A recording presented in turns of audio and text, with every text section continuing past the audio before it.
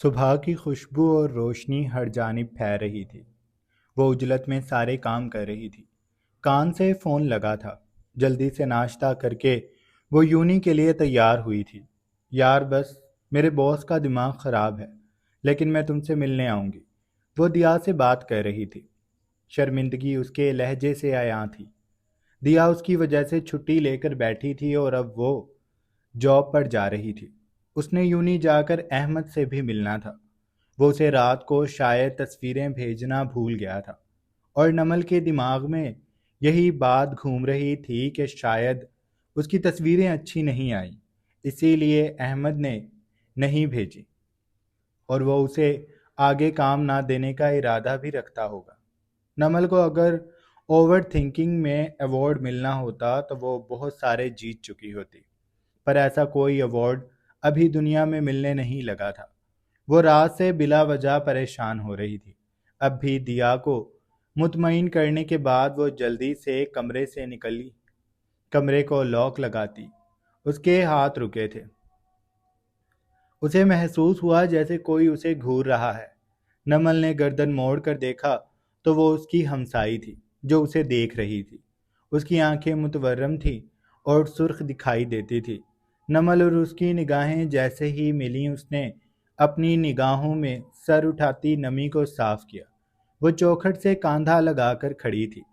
حالت بکھری ہوئی تھی، دوپٹہ گلے میں نہیں تھا۔ وہ سینے پہ ہاتھ باندھے کھڑی تھی۔ نمل نے اس پہ سے نگاہیں ہٹا لی۔ اسے اس لڑکی کا یوں مسلسل دیکھنا اچھا نہ لگ رہا تھا، اور کچھ وہ جلدی میں بھی تھی، اس لیے اس نے کمرہ لاک کیا اور راہداری میں آگے بڑھ گئی۔ لیکن جب تک وہ سیڑھیوں سے نیچے نہیں اتری تھی، تب تک اسے محسوس ہوتا رہا جیسے اس کی پشت سلگ رہی ہے، یعنی وہ لڑکی اسے بات تک گھورتی رہی تھی۔ یونی کے لیے پوائنٹ پہ آ کر اس کے دماغ میں ویسے ہی اس خیال نے جنم لیا تھا کہ وہ لڑکی اسے کیوں گھور رہی تھی، اور وہ رو کیوں رہی تھی۔ اس کی طبیعت ٹھیک نہیں لگ رہی تھی۔ مجھے کیا ضرورت ہے زمانے بھر کی پریشانیاں سر اٹھانے کی؟ ہوگی کوئی وجہ؟ ابھی مجھے میرے پاس اپنے پنگے کم ہیں جو میں اس کے بارے میں بھی سوچ رہی ہوں۔ اس نے خود کو ڈپٹا اور بس کا انتظار کرنے لگی۔ بس کچھ دیر میں آ گئی تھی۔ یونی میں اسے احمد سامنے ہی دکھائی دے گیا تھا، لیکن اس وقت پروفیسر کلاس میں تھے، اس لیے وہ اس کے پاس نہیں جا سکی تھی، اور احمد بھی کتابوں میں کھویا ہوا تھا، اس لیے وہ اپنی نشست پہ بیٹھ گئی۔ یکے بعد دیگرے لیکچر لے کر جیسے ہی اسے موقع ملا، وہ تیزی سے اٹھی اور احمد کے پاس آئی۔ السلام علیکم۔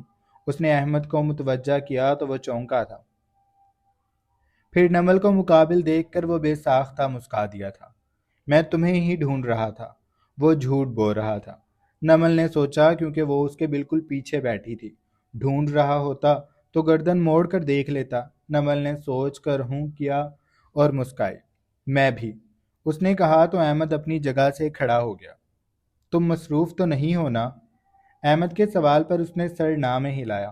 وہ دونوں راہداری میں آگے بڑھ گئے تھے۔ نہیں، میں مصروف نہیں ہوں۔ احمد نے سر ہلا کر اپنا موبائل نکال لیا تھا۔ وہ اس میں دیکھتا آگے قدم بڑھا رہا تھا۔ کینٹین میں چلتے ہیں، میں تم سے فرصت میں باتیں کرنا چاہتا ہوں۔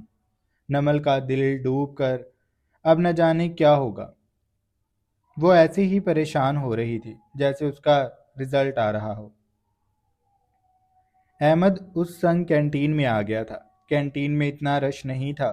وہ نمل کو کھڑکی کے پاس والی میز پر لے کر بیٹھ گیا تھا۔ چائے؟ احمد نے پوچھا۔ نمل نے سر نہ میں ہلا دیا۔ کچھ بھی نہیں۔ تو مجھے یہ بتاؤ تصویریں کیسی تھیں؟ نمل نے بے چینی سے کہا تو احمد نے اس کا چہرہ ایک پل کے لیے بغور دیکھا۔ میں بتا دوں گا، پہلے کچھ کھا پی لیتے ہیں۔ نمل کا دل اس کی پسلیاں توڑ کر باہر آنے کو ہو رہا تھا۔ ہاں، کچھ دیر میں دل کے دورے سے مر جاؤں گی، پھر تو میری میت کی بریانی کھا لینا۔ مجھے بتاؤ تصویریں کیسی تھیں؟ وہ بھڑک اٹھی۔ احمد بری طرح چونکا۔ نمل رو دینے کو تھی۔ احمد نے مصلحتاً ہاتھ اٹھایا۔ اچھا بھائی، بتا رہا ہوں، غصہ کیوں کر رہی ہو؟ نمل کرسی سے آگے کو ہوئی۔ میں رات سے تمہارے میسج کا انتظار کر رہی ہوں، اور تم اب بھی میرے صبر کا امتحان لے رہے ہو۔ میں بہت پریشان ہوں۔ احمد کے چہرے پر افسوس پھیلا۔ تم پریشان اس لیے ہو کیونکہ تمہیں خود پہ یقین نہیں ہے، جبکہ تمہیں نہیں، مجھے پریشان ہونا چاہیے کہ اگر میں تمہیں لانچ کر دوں گا اور پھر تم میرے ہی ہاتھ سے نکل گئیں تو میرا کیا ہوگا؟ نمل اس کی بات پہ الجھی۔ کیا مطلب؟ احمد کے چہرے پر اب جوش پھیلا تھا۔ اس نے اپنے ہاتھ میں موجود موبائل نمل کے سامنے کیا۔ تمہاری تصویریں، اف! نمل نے اس کے ہاتھ سے موبائل لے لیا تھا۔ شایان کے بنگلے پہ سورج کی چمکیلی سی روشنی بکھر کر لان کی گھاس کو چوم رہی تھی۔ وہ اپنے کمرے میں بستر پہ لیٹا تھا۔ الارم کی آواز ابھی بند ہوئی تھی۔ وہ آنکھیں مسل کر اٹھ گیا۔ کمبل پرے کرتا وہ واش روم کی جانب بڑھ گیا تھا۔ صبح کے 12 کا وقت تھا۔ یہ اس کے اٹھنے کا وقت نہیں تھا، لیکن اسے ایک چھوٹا سا کام تھا، اس لیے وہ فریش ہونے چلا گیا تھا۔ تمہاری تصویریں بہت اچھی آئی ہیں۔ میں یقین نہیں کر پا رہا کہ یہ تم ہی ہو، اتنی معصوم اور اتنی خوبصورت۔ نمل تہیر میں مبتلا ٹچ سکرین پہ انگلی کو آگے گھسیٹ رہی تھی۔ وہ بھی یقین نہیں کر پا رہی تھی کہ یہ نمل خود ہی ہے۔ وہ لڑکی بہت معصوم ہے اور ان کاموں کے لیے نہیں مانے گی۔ تم کسی اور کو پسند کر لو۔ مخمور آنکھوں والا بہزاد بضد تھا اور سامنے بیٹھی ادھیر عمر گہرے میک اپ والی نائکا بے بس تھی۔ مجھے وہی چاہیے، قیمت پہ کیا نہیں بکتا، میں دگنی قیمت دوں گا۔ بہزاد کی بات پہ چمکتے کپڑوں والی عورت سوچ میں پڑ گئی تھی۔ میں تمہیں اسائن کر رہا ہوں، لیکن تمہیں میرے ساتھ کانٹریکٹ سائن کرنا ہوگا۔ تم 1 سال تک کسی اور کے ساتھ کام نہیں کرو گی، کیونکہ میں شرط لگا کر کہہ سکتا ہوں، ایک بار تمہارا فیس مارکیٹ میں ریویل ہو گیا تو تمہیں بہت سی آفریں آئیں گی، وہ مجھ سے دگنی قیمت بھی دیں گے، لیکن تم ان کے ساتھ کام نہیں کرو گی۔ احمد اتنا کہہ کر رکا تھا۔ بتاؤ، منظور ہے؟ نمل کا دل دھک دھکا رہا تھا۔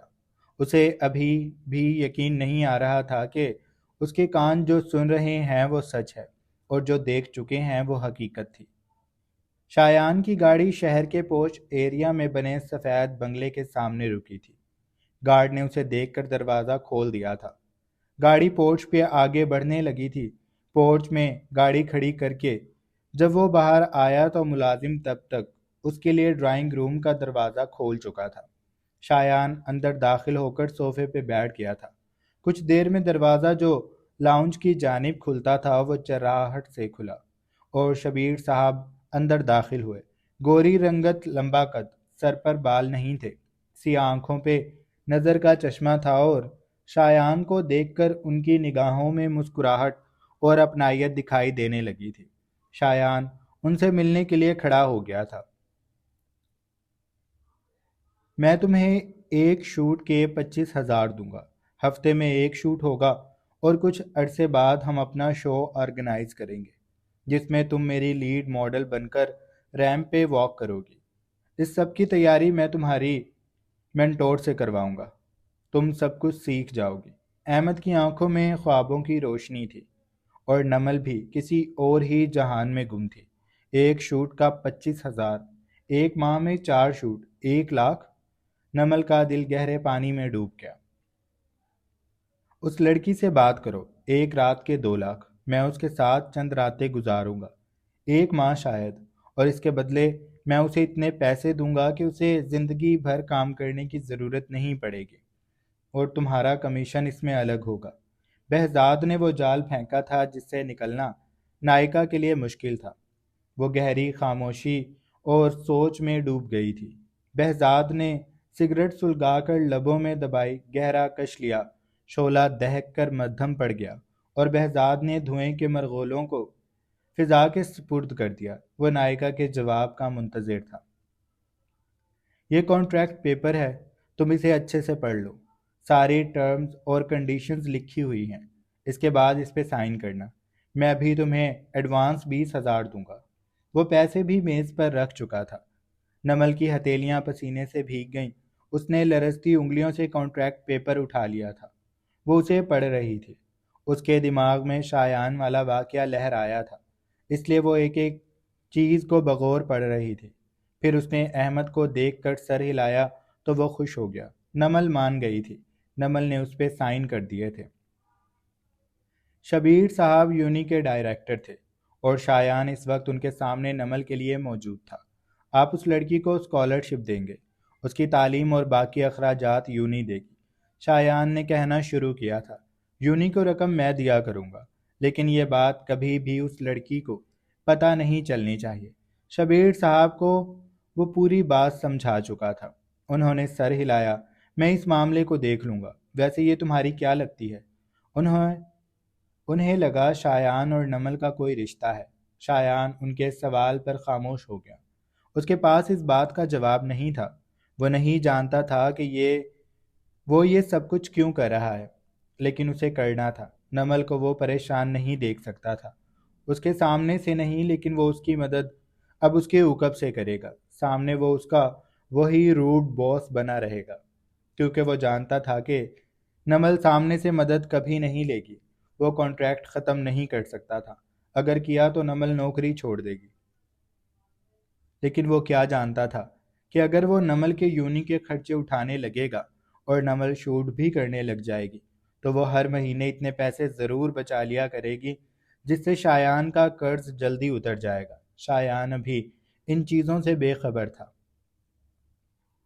نمل کے سائن کرتے ہی احمد نے اس کی طرف رقم بڑھا دی تھی۔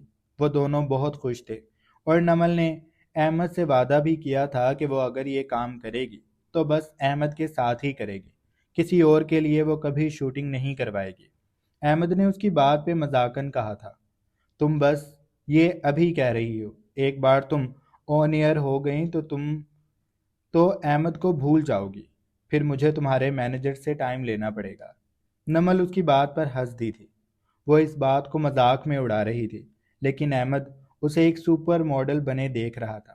اس کے سامنے بیٹھی لڑکی عام لڑکی نہیں تھی، وہ آنے والے وقتوں کی سپر ماڈل تھی۔ اگر وہ اس کام کو سیریس لے گی تو میں کوشش کروں گی، نائکا نے کہا۔ بہزاد نے سر ہلایا، کوشش نہیں، مجھے ہاں چاہیے۔ میں اسے اپنے ساتھ اسلام آباد لے کر جاؤں گا۔ وہ ابھی سے پوری تیاری کر چکا تھا۔ جانے سے پہلے اس نے نائکا کی طرف رقم اچھالی تھی۔ یہ ایڈوانس ہیں، وہ کہہ کر اپنے گارڈز کے ساتھ باہر کی جانب بڑھ گیا تھا۔ نائکا کے چہرے پر ملے جلے سے تاثر تھے، وہ خوش بھی تھی اور پریشان بھی۔ اسے ایسی مچھلی کا شکار کرنا تھا جو اس تالاب کی نہیں تھی۔ نمل نے پرس میں رقم رکھ لی تھی، اب وہ احمد کی باتوں کو توجہ سے سن رہی تھی۔ وہ اسے مینٹور کے بارے میں بتا رہا تھا، اسے اس کے لیے تھوڑا سا وقت نکالنا ہوگا۔ انہوں نے اتوار کا دن منتخب کیا تھا۔ نمل نے صبح 8 بجے احمد کے گھر جانا تھا اور پھر وہیں اس کی ٹریننگ بھی ہوگی اور شوٹ بھی۔ وہ اپنی طرف سے سر شبیر کو سمجھا چکا تھا کہ اس کے بنگلے سے نکلتے ہی انہوں نے یونی کال کر دی تھی تاکہ انتظام ہو سکے۔ انہیں بہت سمجھداری سے نمل پہ کچھ بھی ظاہر کیے بغیر یہ سب کرنا تھا۔ یونی سے فارغ ہو کر وہ سیدھی دیا کے پاس آئی تھی۔ دیا کے فلیٹ میں داخل ہوتے ہی دیا اس کے گلے سے لگ گئی تھی۔ میں تمہارا کب سے انتظار کر رہی تھی۔ دیا اس کی آمد پہ بہت خوش تھی۔ اس کی کتابوں کو اس نے اپنے ہاتھوں میں لے لیا تھا۔ ارے رہنے دو، میں لے جاؤں گی۔ نمل نے منع کیا تو وہ محبت سے بولی، کوئی بات نہیں، تم میرے لیے اپنا سکون چھوڑ کر آئی ہو، میں اتنا تو کر ہی سکتی ہوں۔ وہ نمل کو لے کر آگے بڑھ گئی تھی۔ دیا کا فلیٹ 2 کمرے کا تھا، دونوں ہی کمرے فرنشڈ تھے اور دونوں میں بالکنیاں تھیں۔ وہ کمرہ دیا کا تھا، اس کی بالکنی میں ایک ایگ شیپ جھولا بھی لٹکا ہوا تھا۔ بالکنی سے اس پر بیٹھ کر شام کا منظر کتنا دلکش ہوگا، نمل نے حسرت سے سوچا تھا۔ دیا کھلے سے ٹراؤزر اور شرٹ میں ملبوس تھی، چہرے سے وہ خوش لگتی تھی، لیکن آنکھوں میں عجیب سی وحشت تھی، اداسی اور بے بسی بھی۔ نمل کو اسے دیکھ کر عجیب سا محسوس ہوا تھا۔ اسے لگا جیسے اس نے یہ آنکھیں پہلے بھی کہیں دیکھی ہیں، لیکن کہاں یہ اسے یاد نہیں آ رہا تھا۔ دیا نے اس کے لیے میکرونی بنائی تھی۔ تم نے ایسے ہی تردد کیا، مجھے بھوک نہیں تھی، نمل نے رسمن کہا۔ دیا نے اسے کھینچ کر کرسی پہ بٹھایا۔ لیزا کی مما، آپ جھوٹ بولنا پہلے سیکھیں، پھر بولیے گا، اور مجھ جیسی چالاک عورت کے سامنے تو ویسے ہی آپ کبھی چالاک نہیں بن سکیں گی۔ وہ شرارت سے بولی تو نمل ہنس دی۔ تم خود کو عورت کہہ رہی ہو۔ نمل نے اس کے عورت کہنے پہ حیرانی ظاہر کی تو دیا مسکرا کر دھیرے سے کرسی پہ بیٹھ گئی۔ اس کے بال شانوں پہ بکھرے تھے۔ گندمی رنگت اور خوبصورت نقوش والی دیا مسکائی تھی۔ میں عورت ہی ہوں، نمل، ایک ایسی عورت جسے اب توجہ چاہیے۔ نمل اس کی بات پہ الجھے۔ کیا مطلب؟ اس کے سوال پر دیا کرسی سے اٹھ گئی۔ پہلے کھانا کھا لو، پھر سن لینا میری کہانی بھی، وہ کہہ کر اوپن کچن میں چلی گئی۔ میکرونی اور بوتل لا کر اس نے میز پر رکھی۔ چھوٹے چھوٹے سوالوں کے ساتھ وہ دونوں زہرانہ تناول دوپہر کا کھانا کھا رہی تھی۔ میں چائے بنا لوں؟ وہ اٹھ کر بولی تو نمل نے اس کا ہاتھ پکڑا، اسے بٹھایا۔ پہلے مجھے تمہاری کہانی سننی ہے۔ دیا دھیمی پڑ گئی، چہرہ جھک گیا۔ چند پل جھکا رہا، پھر اس نے چہرہ اٹھایا تو اس کی آنکھوں میں نمی تھی اور چہرے پہ مسکان۔ کیسا عجیب سا منظر تھا، بے بسی بھری خوشی اور آنسو۔ نمل کے دل کو کچھ ہوا۔ سب ٹھیک تو ہے نا دیا؟ دیا نے سر نہ میں ہلایا۔ جسے محبت ہو اس سے یہ سوال نہیں کرتے نمل، محبت کے بعد سب ٹھیک لگتا ہے پر ہوتا نہیں ہے، اس نے نم لہجے سے کہا۔ نمل دھک سے رہ گئی۔ اسے اب یاد آیا تھا اس نے دیا جیسی آنکھیں کہاں دیکھی تھی۔ وہ نمل کی خود کی آنکھیں تھیں۔ نمل کو جب محبت تھی وہ بھی ایسی ہی دکھائی دیتی تھی، کملائی ہوئی، دل میں کسک جاگی اور پھر پورے بدن میں تکلیف بن کر روم روم میں پھیل گئی۔ ایک اس کھیل میں ہار کر بیٹھی تھی اور دوسری دل کی بازی کھیل رہی تھی۔ اس کا انجام نہ جانے کیا ہوگا۔ مجھے فاخر سے محبت ہے، میں اس پہ اپنے ہر انداز سے ظاہر کر چکی ہوں، لیکن وہ مجھے دیکھتا ہے پر اس کی آنکھوں میں کچھ بھی نہیں ہوتا۔ وہ مجھے زمانے کی نظر سے دیکھتا ہے، جیسے سب کو دیکھتا ہے۔ میں سمجھ نہیں پا رہی، میں اسے کیسے بتاؤں کہ میں اسے چاہتی ہوں۔ میری کوئی بہن ہوتی یا ماں ہوتی تو ان سے یہ باتیں شیئر کرتی، لیکن میرے پاس کوئی نہیں ہے۔ میں کس سے دل کا حال کہوں؟ مجھ میں اتنی ہمت پیدا نہیں ہو رہی کہ میں اس سے خود بات کروں۔ مجھے انکار سے خوف آتا ہے۔ میں اس راستے پہ بہت آگے نکل گئی ہوں، اب واپسی ممکن نہیں۔ میری ساری کشتیاں جل گئیں۔ میں پلک جھپکنے پہ اتنی دور نکل گئی ہوں کہ اب عمریں بیت جائیں گی واپسی کے سفر میں۔ نمل، میرے پاس صرف تم ہو۔ اس نے نمل کا ہاتھ تھاما۔ تم میری وکیل بن جاؤ۔ محبت میں ایک وکیل بہت ضروری ہوتا ہے۔ تم میرا کیس لڑو گی نا نمل؟ مجھے جتا دو، میں زندگی بھر تمہارا احسان مانوں گی۔ میں نے دیکھا ہے فاخر تمہاری بات سنتا ہے، وہ تمہیں اہمیت دیتا ہے، تمہاری باتیں کرتا ہے۔ میں چاہتی ہوں تم اس سے میری بات کرو، اسے بتاؤ میں بھی اپنا نام اس کے منہ سے سننا چاہتی ہوں۔ اسے بتانا میں بہت مجبور ہوں۔ میں اس کی ہر بات مانوں گی، صحیح غلط ہر بات۔ کبھی اس کے سامنے زبان نہیں کھولوں گی، خود کو مکمل اسے سونپ دوں گی۔ وہ بس مجھے اپنے قریب رکھ لے۔ اس کے لفظ لفظ سے بے بسی عیاں تھی۔ نمل کا دل بے جان سا ہو رہا تھا۔ وہ رات والا واقعہ سوچ رہی تھی۔ اگر اس کی سوچوں کی تصدیق ہو گئی تو وہ کیا کرے گی؟ بتاؤ نمل، تم میری مدد کرو گی نا؟ دیا نے اس کے یوں بالکل چپ ہو جانے پہ اس کا ہاتھ ہلایا تو وہ ہوش میں آئی۔ دیا کی آنکھوں کے آنسو اس کے گالوں پہ آ گئے تھے۔ اپنے جیسی تکلیف میں مبتلا کسی کو دیکھنا بھی اس کی تکلیف میں شریک ہونے برابر ہوتا ہے۔ لوگ کہتے ہیں کہ کوئی کسی کی تکلیف کو نہیں سمجھ پاتا، لیکن مجھے لگتا ہے محبت کرنے والے ایک دوسرے کی تکلیف سے واقف ہوتے ہیں۔ وہ ایک دوسرے کا درد سمجھتے ہوں گے۔